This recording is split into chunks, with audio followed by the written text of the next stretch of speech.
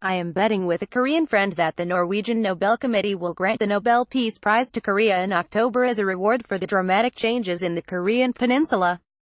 The award will be very timely and productive because it will create huge momentum that both South and North Korea need to reach a true peace agreement, as the two neighbors are technically still at war and have been since 1953. My friend seems unconvinced. The two nations and their leaders are now in high mood to follow up the Panmunjom summit with a concrete peacemaking process.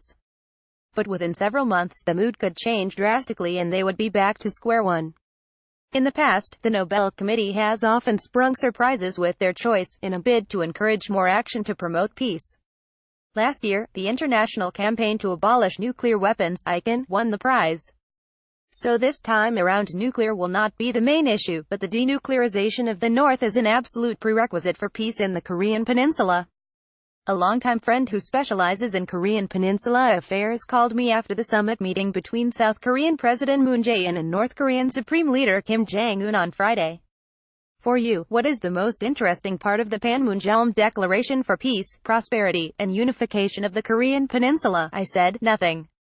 Kim's father, Kim Jong-il, had issued very similar declarations with two South Korean presidents in Pyongyang, Kim Dae-jung in 2000 and Roh Moo-hyun in 2007. At the second summit, Moon was the architect of the meeting. Jong-il ignored the two agreements not long after he endorsed them.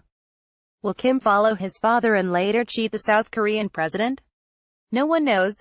But one thing is for sure, his father's two meetings were merely motivated by an eagerness to get short-term benefits, money and food for the starving nation. Kim now has much less room to maneuver for his political grip on his country.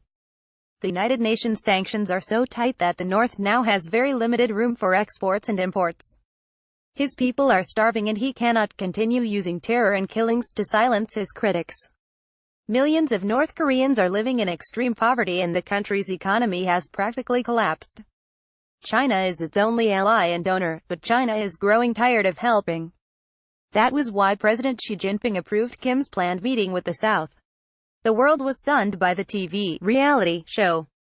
Kim is internationally perceived as a ruthless leader, whose only goal is to make his impoverished country a full nuclear state, at any cost, because he believes owning nuclear weapons is the only ticket for his political survival. On Friday, I saw genuine sincerity from both Moon and Kim.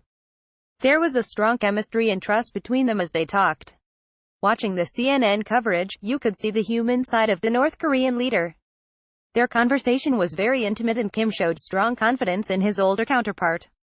The 65-year-old president clearly has won the trust of the 34-year-old leader.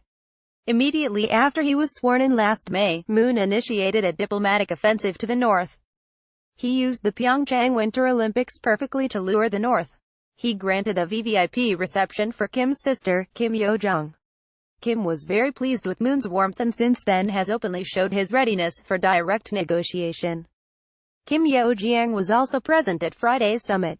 Truly sustainable peace between the South and the North will be instrumental for world peace. Of course, it is true we should not be naive and let ourselves be cheated by the North. However, this time, I do believe there is a real chance for peace, because the North Korean leader has indicated his awareness that the economy is the key factor for his government, and nuclear alone will not mean much in the end. Kim needs a huge reward from the world for his surprising response to Moon's persuasive approach. Let us create a global campaign to convince the Norwegian organization that this is a perfect opportunity to usher in peace and denuclearize the peninsula, who will receive the prestigious Nobel Award. United States President Donald Trump has claimed that he played the most crucial role in the peacemaking process. His readiness to hold a bilateral summit with the North Korean Supreme Leader in May was the biggest incentive for Kim to dramatically change his position. It is very true that Trump was a crucial factor, but he only played a part.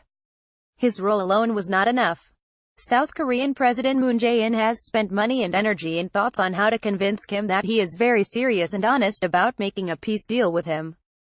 But it will mean nothing if the North Korean leader does not play his part too. However, to be honest, if Kim becomes the co-laureate, it will provoke global anger because he is internationally perceived as a ruthless leader. So give this year's Nobel Peace Prize to the people of the South and the North. Indonesia can initiate a global campaign for the Korean Peninsula. A failure to reward peace efforts in the peninsula will become a reason for Kim to repeat the behavior of his father Kim Jong-il.